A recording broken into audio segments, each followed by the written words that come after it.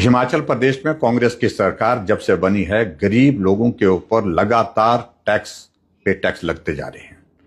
और अगर मैं गलत नहीं हूं तो मैं तो ये कह सकता हूं कि सुख की सरकार नहीं, ये सरकार अब शुल्क की सरकार बन गई। कहां भारतीय जनता पार्टी की सरकार के दौरान हमने हिमकेयर योजना शुरू की, 5 लाख तक गरीब आदमी का इलाज मुफ्त में करने का उसमें प्रावधान किया।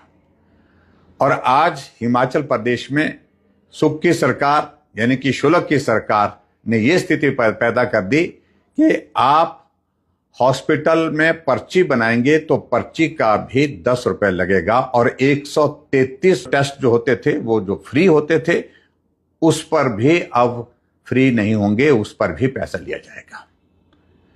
बस में कदम रखेंगे 10 रुपए लगेंगे, चाहे आप 4 कदम की यात्रा करो। और उसके साथ साथ में हॉस्पिटल में पर्ची बनाने के पीछे जो 10 रुपए लेने की बात जो कही गई, इसके पीछे तर्क यह दिया जा रहा है कि पर्ची अगर मुफ्त में बनाई जाती है तो उसको लोग गुम कर देते हैं, उसको संभाल करके नहीं रखते हैं। और अब तो पर्ची की बात तो छोड़िए, अब सारी चीजों पर जो है वो टैक्स लगेगा। बहुत ही दुर्भाग्यपूर्ण है।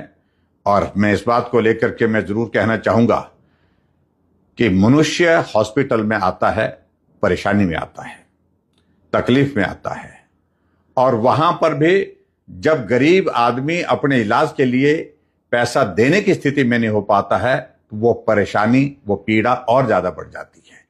क्या वर्तमान शुल्क की सरकार सिर्फ एक ही काम के लिए बनी है कि आदमी को तकलीफ दिया जाए, आदमी को और परेशान किया जाए?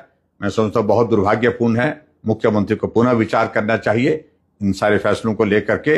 जहां भारतीय जनता पार्टी की सरकार के समय में सारे टेस्ट जितने भी थे ये फ्री थे, और उसके साथ हिमकेयर की योजना थी, सहारा योजना ऐसे लोगों के लिए थी जो बिस्तर पर पड़े हैं, जिनको मदद की जरूरत थी। सारी चीजों को लेकर के अगर मैं कहूं कि वर्तमान कांग्रेस की सरकार ने जिस प्रकार से कर्ज का बोझ प्रदेश के हर लोगों के ऊपर बढ़ता जा रहा है, वो तो बढ़ ही रहा है, लेकिन इसके अतिरिक्त कर्ज के साथ साथ में कर का बोझ यानी कि टैक्स का बोझ जो है हिमाचल प्रदेश के गरीब लोगों के ऊपर इस तरह से लाद रही है, गरीब आदमी की कमर तोड़ दी है।